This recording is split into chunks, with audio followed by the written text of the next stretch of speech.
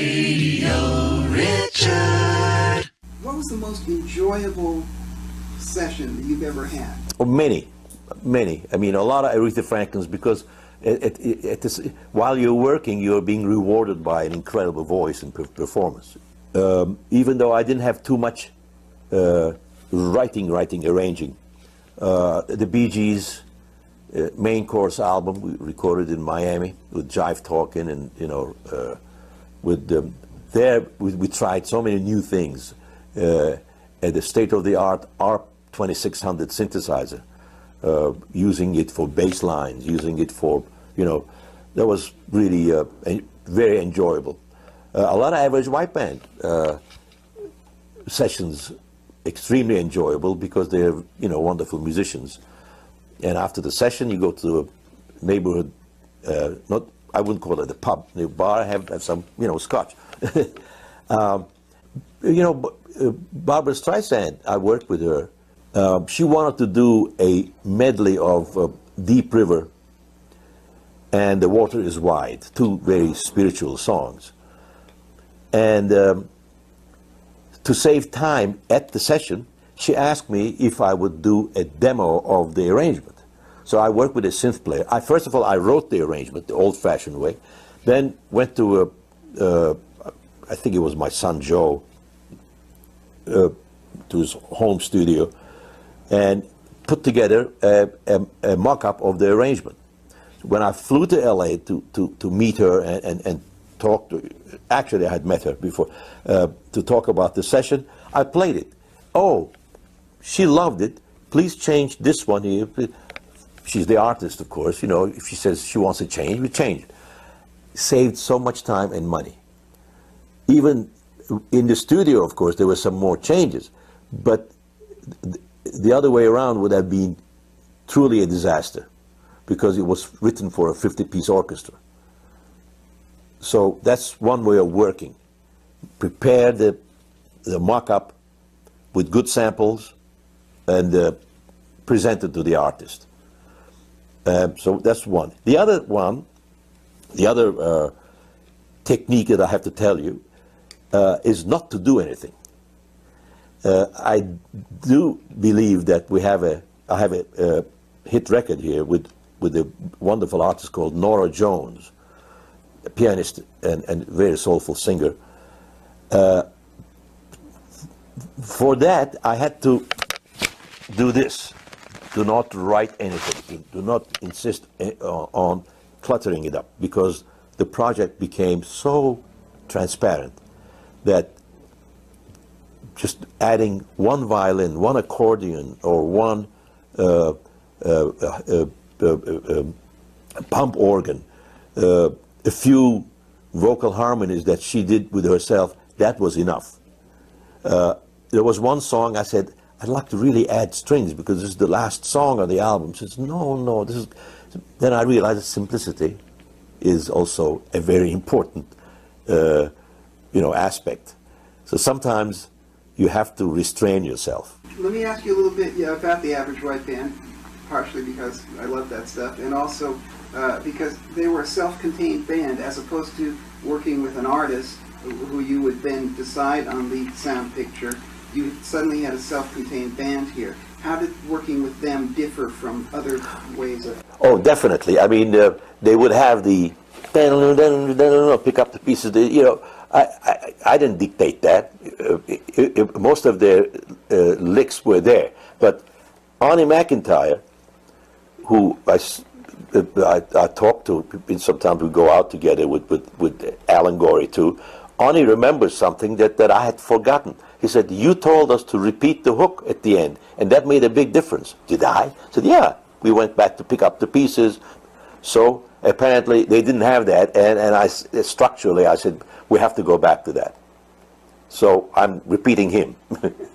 And so in other words, most of the horn thing they already had.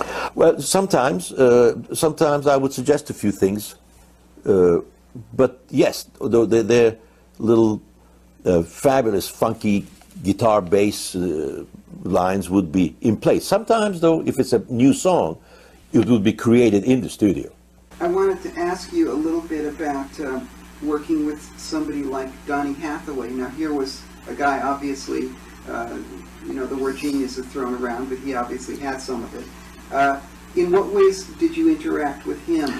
Well, he first of all, he was a dear friend, and he was a genius, and I was honored that he trusted me, because he would arrange his songs and give me, at least in an album, 3 songs or 4 songs that I will arrange, and he would trust me totally.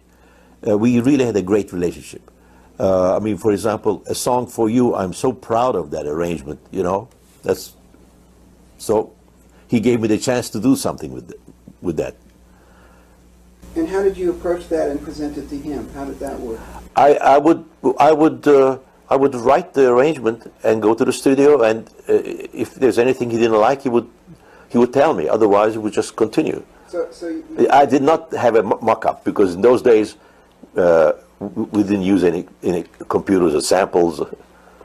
Did you sit down at the piano and maybe play it for him before you went in the studio? No. He trusted right, you to just right. go in there and hit it.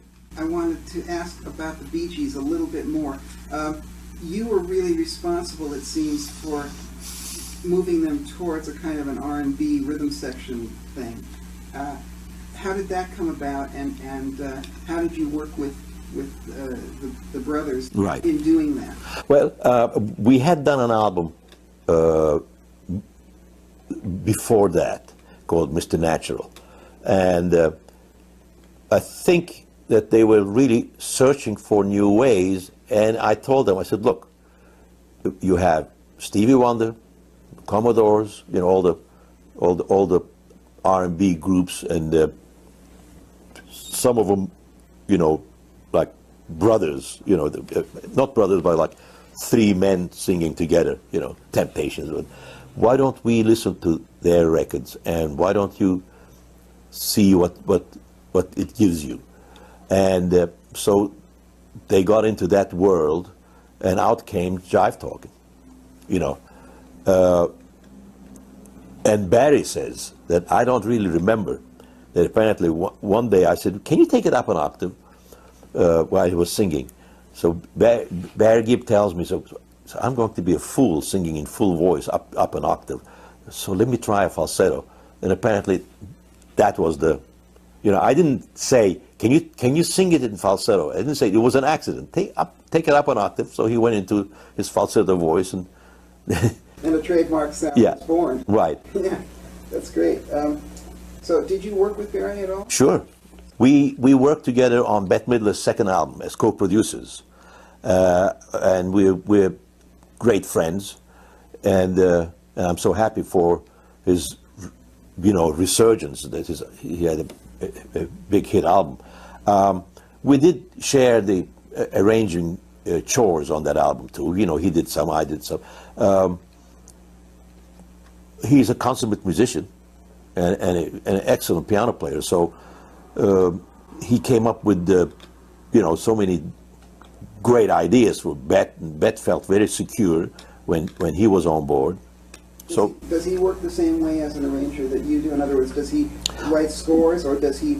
He writes scores, yeah. But in those days, you had to write scores. There's no other modern way of doing it. And I don't know how he works now, whether he does it on computer. You can ask him.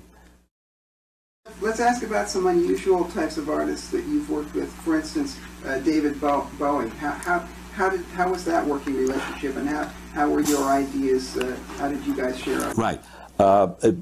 At that time, I had a record out, and the artist was Scritti Politti, Green Garside, and it was really a state-of-the-art record. We're talking about mid-'80s, I think. And so he heard that, and I got the call. And he wanted me to arrange, I think, 3 songs. So I did the arrangements, but I also brought in samples. I'm not going to tell you who, so that nobody will... I didn't realize it at that time, that if you use other people's voices, I just brought in, some background parts and everything. I said, we can use this. And he had a Fairlight synthesizer then, and we put those samples in the Fairlight, and we used as background voices and things like that. So this was a modern approach to arranging.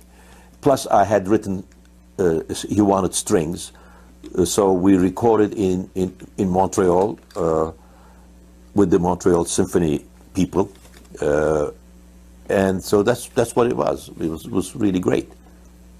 Also, some unusual kinds of artists that you've worked with, like Culture Club. How was that? And can you point to one song and say how it developed? Culture Club, very funny. Because I have a Turkish name, it also sounded like a African American name, you know.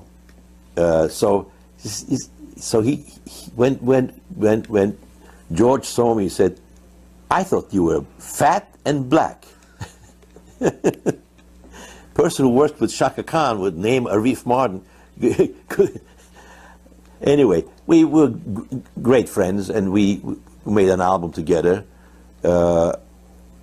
Again, it was certain technology that I was using at that time. It was the beginning of the Publison revolution. So we had the drum effects and vocal effects on the Publison. It's an interesting point. Would you agree that, I mean, I've always said that the technology is part of the arrangement. Yes, and, yes. And using these effects. Yes, I mean, David Bowie's Let's Dance had that Publison drum room sound. And of course, yeah, Phil Collins' then certain sound. It's interesting. Phil Collins had like one or two drum beats outside the record. I don't know. I forgot which one. And he was the most sampled drummer at that time. People going there and picking those notes. And yes, an arranger has to keep up with the technology, definitely. That's why, I mean, in the 70s, whatever was state of the art, I had to use it. 80s, it was the, you know, Fairlight and the Publison and everything, and now it's Pro Tools. How the marketing of a record affects the way that you would arrange it, affects the kinds of sounds you choose, and affects the, in other words, the genre or the which chart this record is aimed at, how that affects it. Definitely. I mean, for example, I'm going to work with a fabulous singer from Nashville, Mandy Barnett. We're starting our pre-production. But we don't want to do a Nashville record. We don't want to do a country record. So the first thing you do is you don't use a steel guitar. I mean, that's very important.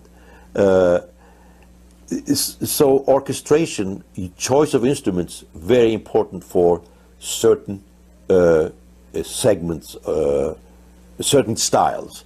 If you're doing an R&B song, you use certain instruments, certain sounds. Of course, I am now, you know, I'm not doing too much because I'm only working with artists that I love, voice. I'm not into hip hop. Let the young people do that. I'm older. Were you present at the Say a Little Prayer session with Aretha? Definitely. Okay, well, I mean, obviously the story of how that came together is fascinating, and I can think of no one better to tell it than you, so. Well, Aretha, first of all, has no problem covering a song which was already a hit. Okay, Dion did it, I can do it too. And her version is as beautiful as Dion's. And the girls, the background singers, that was fascinating to me because they must have worked at Aretha's house for hours or maybe days. I mean, it's a very complicated part. So when we were doing it in New York at Atlantic Studio, some of the musicians from the South, you know, came to New York, like Tom Cogbill and all that. The girls were already press the button, go forever, da da da da da da da, you know, And it's a complicated part because there's a 7/8 bar in there. You know, the beat gets turned around, you know, and they were perfect. And Aretha was just playing it at the piano with the girls. Sure. Is that right? And yeah. then the musicians joined in. How did that work? Aretha, see, Aretha would play the piano, and musicians would look at their left hand. Bass player would look what she's doing. Guitar player would look at her, you know, how she's voicing a chord, and the whole arrangement would stem from her piano. Is it true that you hadn't gone into the studio specifically to record that tune, but they were playing through it because they'd been playing it, and then everybody joined in? Is that right? Or? I really don't remember it. Okay. I'm sure if Jerry Wexler said that, I'm sure that was true. Yeah, he yeah. said that, but I mean, Yeah. it's always nice to see another. But I remember those. They were fantastic backgrounds. Do you have any favorite pop arrangers in pop that you think of? I mean, you know, other people that you've admired. Oh, there's so many, but well, you see, today is different. Today, it's you know what comes out of the computer and the programmer. So, if you're looking for craft, we have to go to the older days. You know, Quincy Jones. I mean, you know, great arranger. Jimmy Haskell. We're talking to him in L.A. I'd like to say something about him. Yeah. He emailed a message to me. He's very funny. Apparently he's writing an article in Arranger's magazine or something. And when we met, he said, "Oh, I've stolen so many of your licks in this arrangement, that arrangement." And I said, "Well, I've stolen your licks in this arrangement, that arrangement." There was, yeah. Great. Okay, let me ask you this question. It seems to me that in the old days, there were these independent companies run by really enthusiastic, music-loving entrepreneurs. Right. Like Atlantic, like Stax, like, you know, independent. Motown. Motown, of course. Today, it's multinational companies, and the marketplace has changed, the whole nature of the business has changed, and in some ways, it seems to me that has affected the quality of innovation in pop records. In other words, pop records seem to be fitting into a genre rather than just breaking new ground. Definitely. I mean, it's slim pickings. I mean, it's truly, we don't have a lot of creativity. As you pointed out, you don't have an Ahmet Ertegun, Wexler, or even Clive Davis is still there, and Clive Davis is hands-on. That's why he is able to generate good music. In the old days, it was more for music than for the money. You know, they were all blues lovers and lovers of great voices and everything. We don't have that. We have bean counters. So unfortunately, we will probably see a lot of decline, and maybe there'll be regrouping of companies. Hey, I am fortunate to work with Bruce Lunville, a true music lover, a person who signs artists with his heart, and he proves to be right, like with the latest Norah Jones.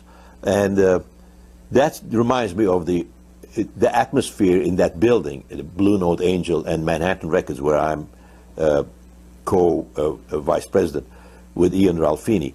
That atmosphere reminds me of the Atlantic of the 1960s, with people rushing into each other's offices. Have you heard this? This is great, you know. Or it's a unique building because there's a big open hall in the middle. It looks like an industrial loft. So I hear, if Bruce is playing something, I hear it. And if I like it, I go down and say, what is this? Who is this? You know, that kind of atmosphere. And most of the people are musicians. I mean, we have secretaries who are singers. Or the head of Blue Note and Angel, Tom Everett, apparently, I didn't know that. It was a New Orleans piano player. See, we have all these, but most of the, 50% of the personnel are musicians. Right. A lot of editing on portrait. Yeah, yeah. I mean, you know, some of the records that I'm really proud of. In fact, Average White Band I used to mix. Yeah? Yeah, the White Album, I mixed it. Yeah. Radio Richard. Feeling a bit tired? Thinking of getting an early night tonight? Forget it, because I'm Richard Niles, and instead of sleeping, you could be lying in bed listening to my podcast, Radio Richard. Intriguing interviews and pulsating performances from master musicians like Chick Corea, Barry Manilow, Lionel Mays, and Michael McDonald. Hey girl, I want you to know I'm gonna. Hey, don't be a wimp. You can sleep anytime. Don't miss a moment of the fun. Subscribe to Radio